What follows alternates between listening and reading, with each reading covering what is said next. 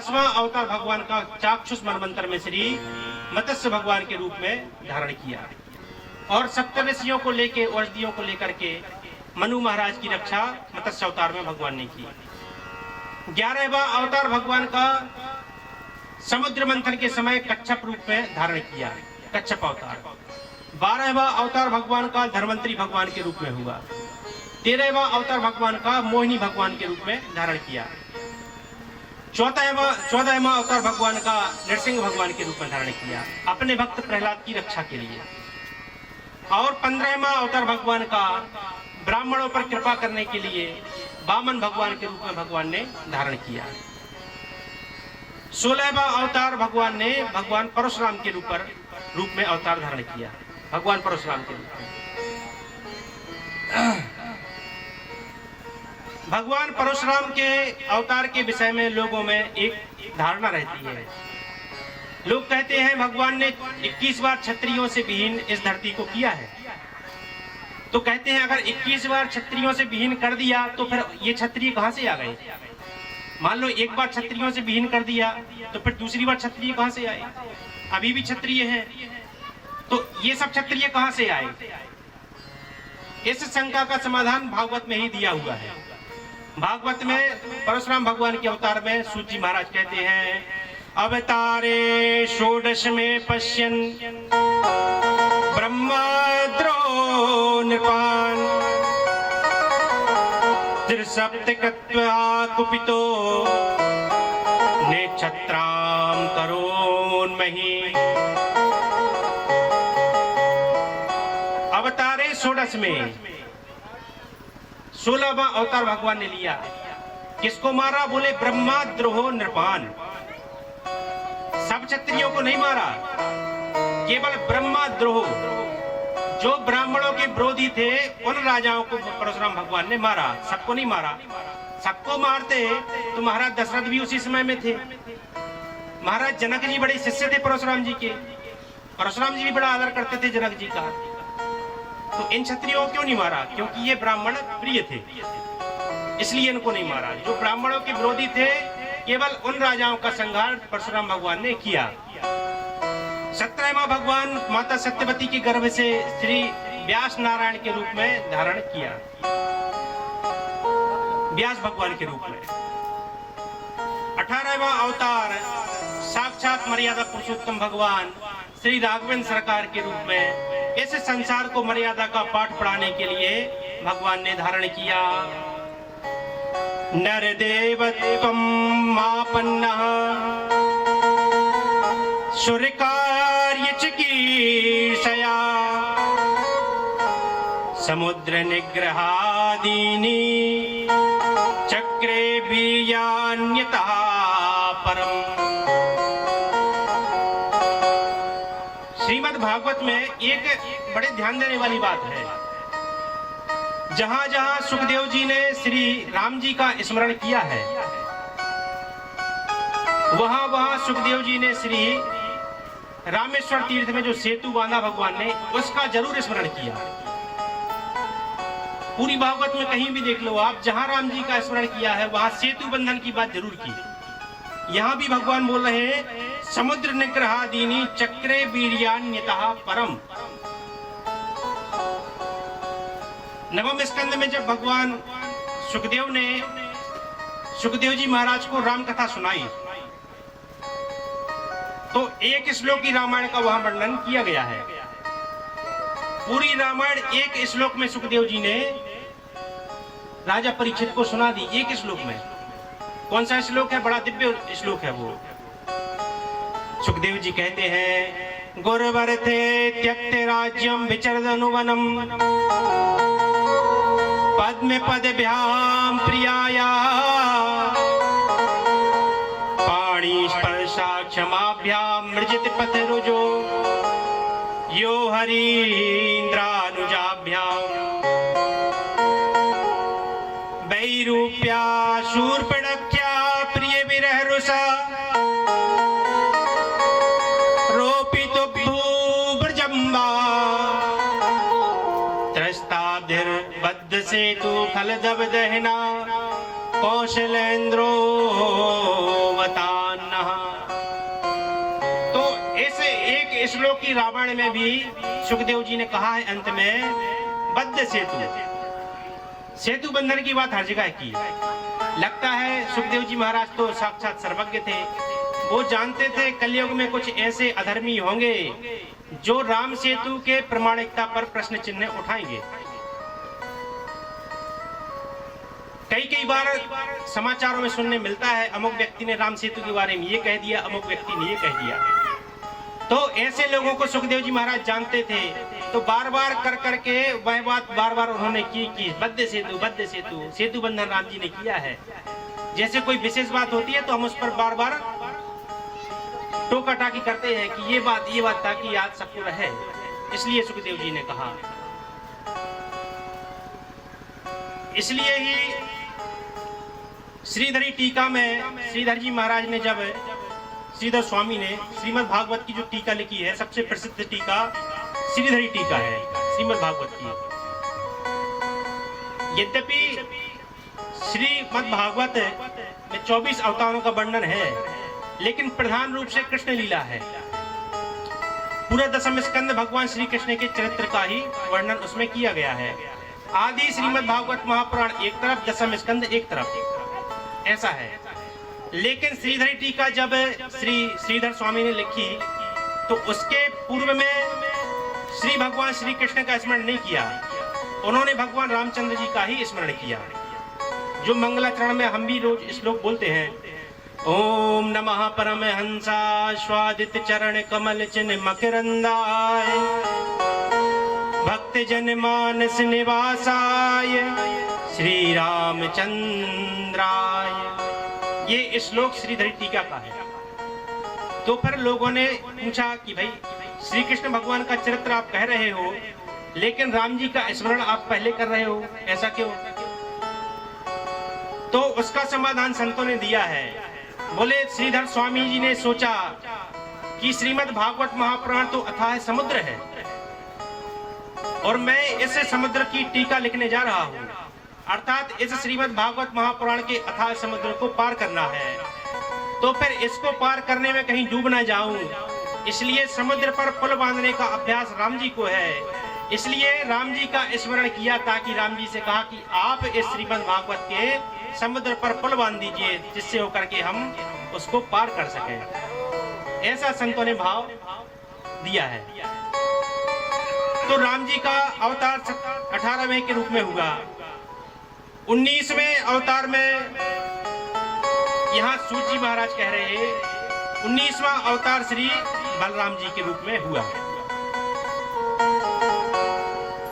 अब यहाँ भी लोग प्रश्न उठाते हैं कि बलराम जी का अवतारों में गिनती की गई, ऐसा क्यों?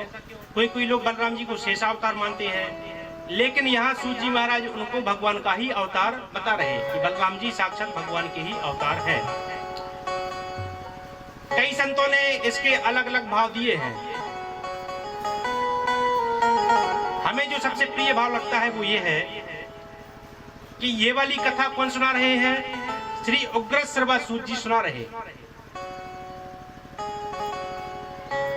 पहले दिन हमने चर्चा की थी, पहले दिन की थी कि कल की थी, कि बलराम जी ने सूत जी महाराज को व्यासपीठ पर ही हलमूसल पटक के और उनका प्राणांत कर दिया था।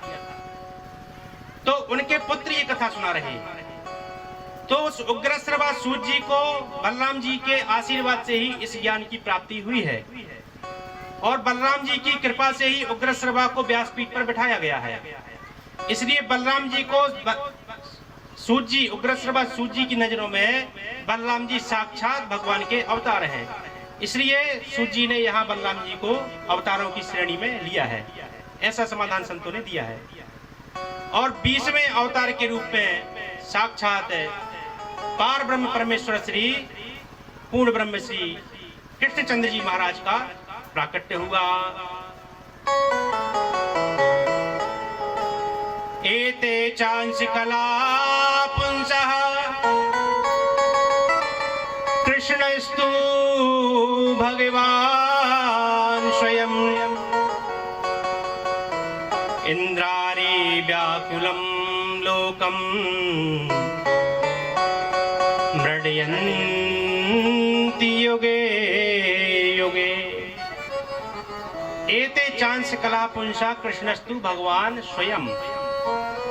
20वें अवतार के रूप में साक्षात भगवान राघवेंद्र सरकार ने ही अवतार धारण किया।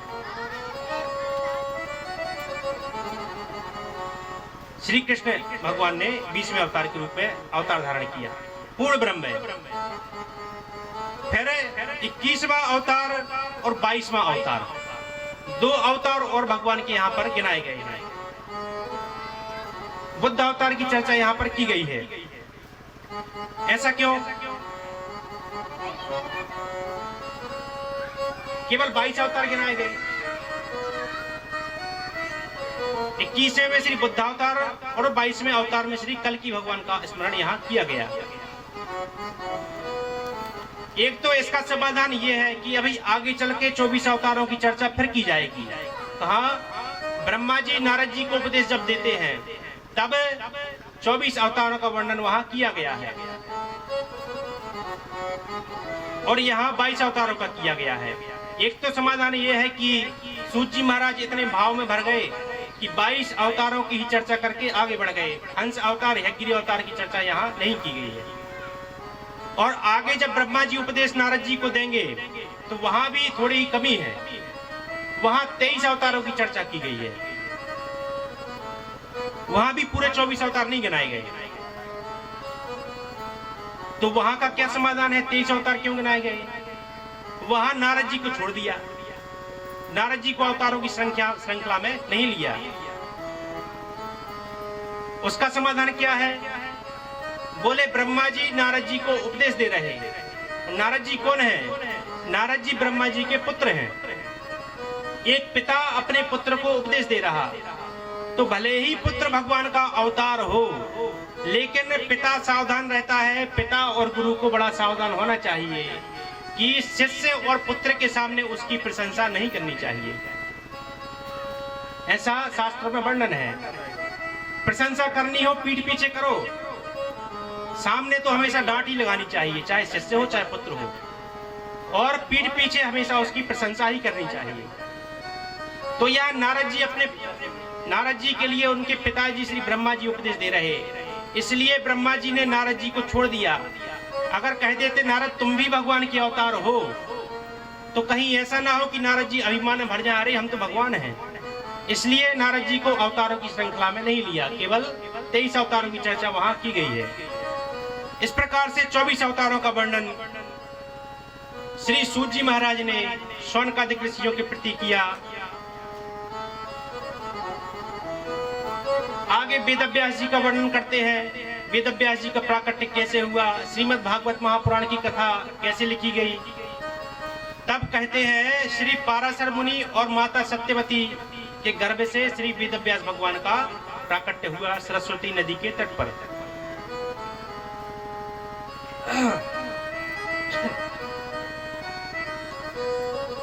वेदव्यास भगवान के अवतार के बारे में लोगों को बड़ी शंका रहती है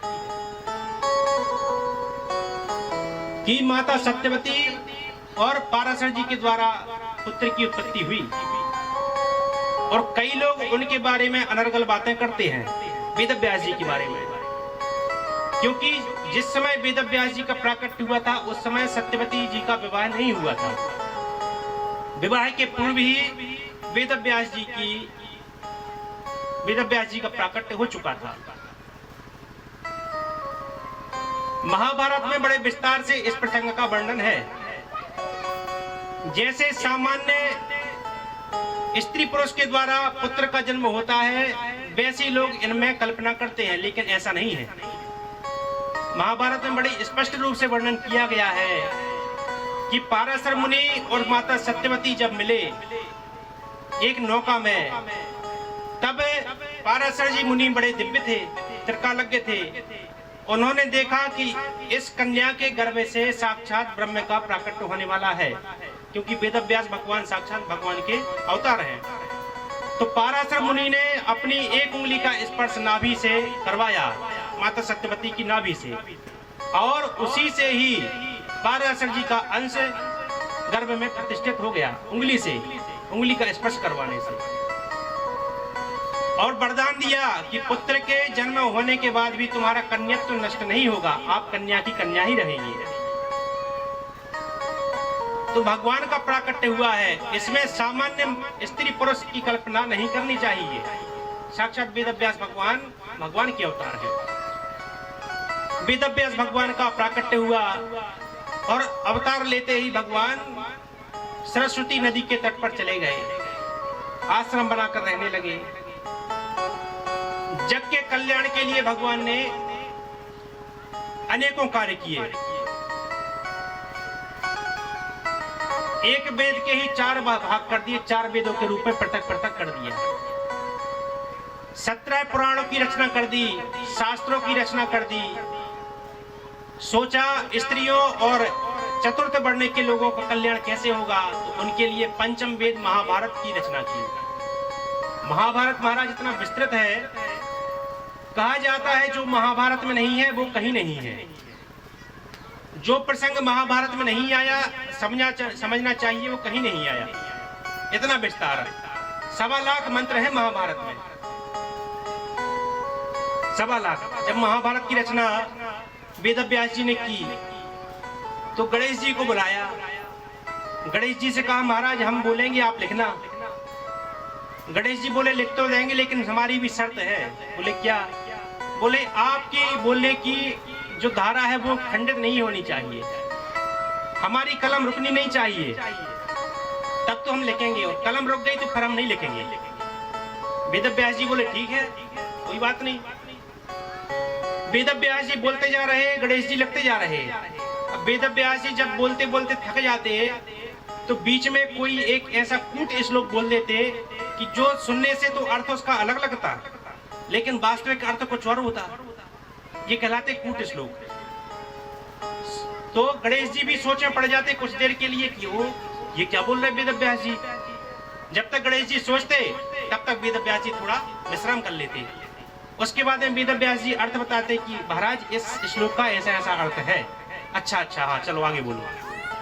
तो ऐसे 8000 के करीब 8800 लगभग श्लोक ऐसे कूट श्लोक है महाभारत में, जिनको कूट श्लोक कहा जाता है, जिनको अगर देखा जाए तो सामान्य संस्कृत पढ़ने वाला उसका उल्टा अर्थ करेगा, लेकिन उनका वास्तविक अर्थ कुछ और होता है।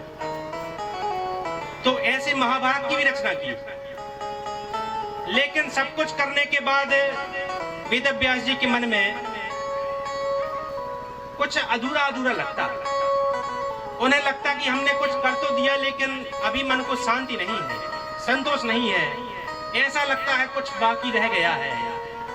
क्या बाकी रह गया? इस चिंता में एक दिन बैठे थे कि उसी समय श्री देवर्षि नारद जी का आगमन वहां पर हुआ। नारद जी आए, वेदव्यास जी ने प्रणाम किया। नारद जी बोले कहो व्यास जी किस चिंता में बैठे हो? व्यास जी बोले महाराज बड़ी चिंता है, कुछ अधूरा अधूरा लगता है। नारद जी बोले हम बताते हैं क्या अधूरा है। बोले क्या? बोले 17 पुराणों की रचना आपने कर दी, लेकिन उन पुराणों में भगवान की लीलाओं का वर्णन आपने कहीं नहीं किया। कहीं महात्म्य लिखा, कहीं कर्मकांड का वर्णन किया कि अमुक कर्म करने से अमुक फल मिलेगा, इस प्रकार का वर्णन पुराणों में किया है। भगवान की अति माधुर लीलाओं का वर्णन आपने किसी पुराण में नहीं किया, अथवा कहीं किया है तो कैसे किया? बोले आटे में नमक के बराबर। जैसे रोटी बनाते समय हम आटे में नमक डाल देते हैं, वैसे ही पुराणों में भगवान की लीलाओं का वर्णन नमक के बराबर किया है आपने।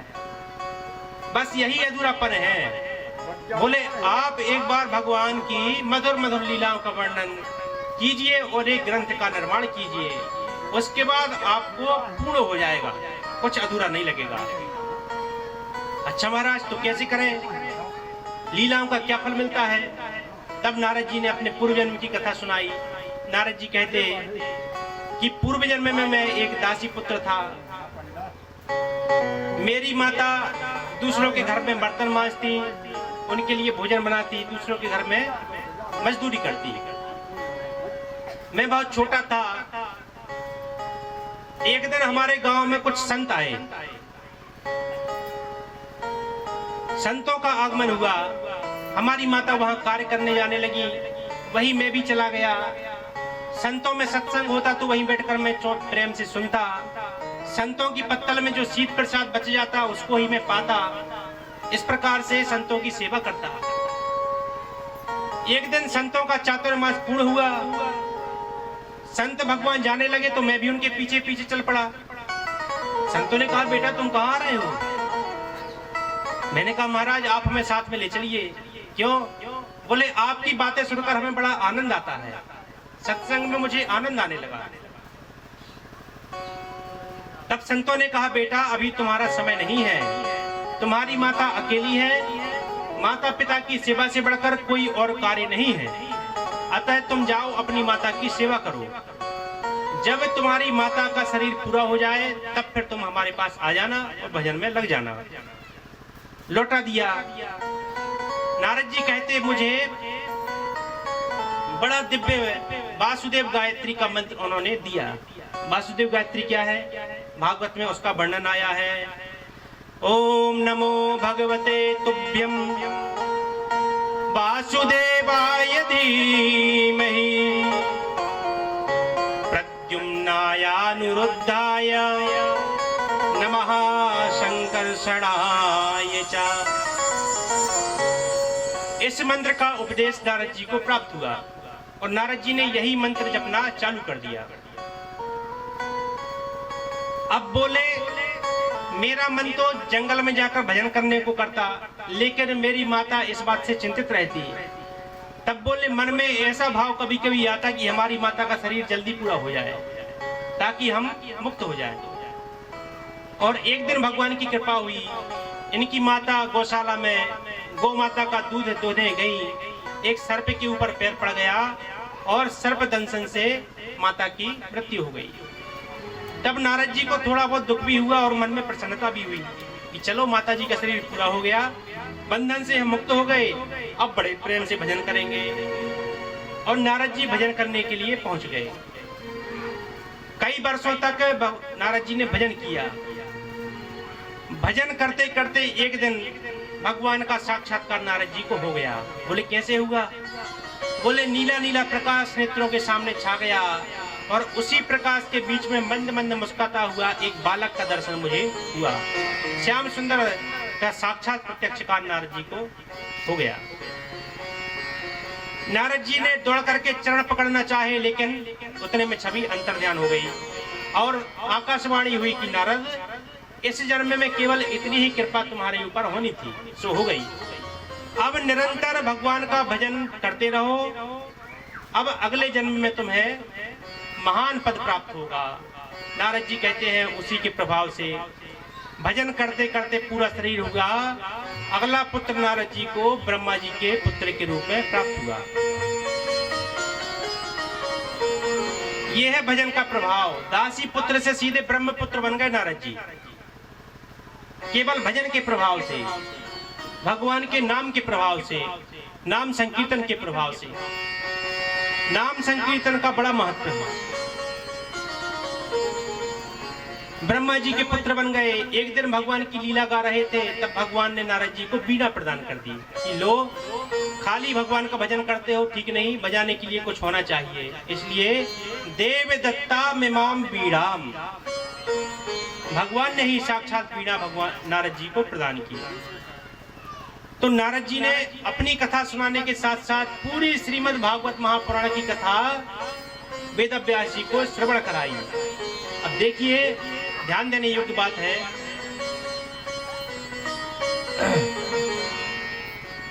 अभी कल ही हम लोग महात्म्य सुन रहे थे कि नारद जी को भागवत की कथा में शंका हो गई। सुना था कि सनकादिकों से पूछ रहे थे कि भागवत से मुक्ति कैसे होगी, और यहाँ वर्णन आ रहा कि नारद जी ने ही वेद व्यास जी को पूरी भागवत की कथा श्रवण कराई।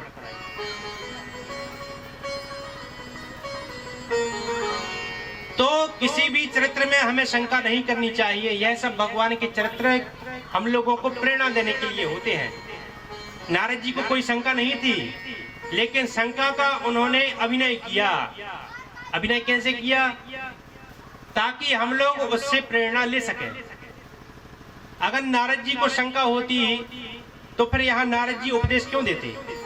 यहाँ नारद जी वेद व्यास जी को उपदेश दे रहे भागवत का, और वहां नारद जी को भागवत में ही शंका हो गई। तो ये चरित्र केवल हम लोगों को प्रेरणा देने के लिए भगवान के भक्त और भगवान ऐसी लीलाएं करते हैं, ऐसा सोचना चाहिए। पूरा उपदेश दिया और फिर वेद व्यास जी ने 18,000 श्लोकों के साथ 12 स्कंदों के साथ श्रीमद् भागवत महापुराण की रचना की। बोली श्रीमद् भागवत महापुराण की जय हो।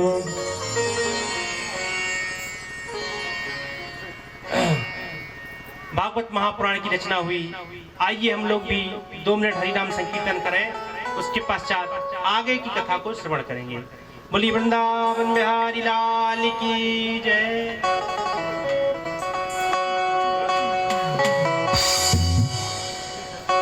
जय गोपाल राधे कृष्ण गोविंद गोविंद। गोपाल राधे कृष्ण गोविंद गोविंद।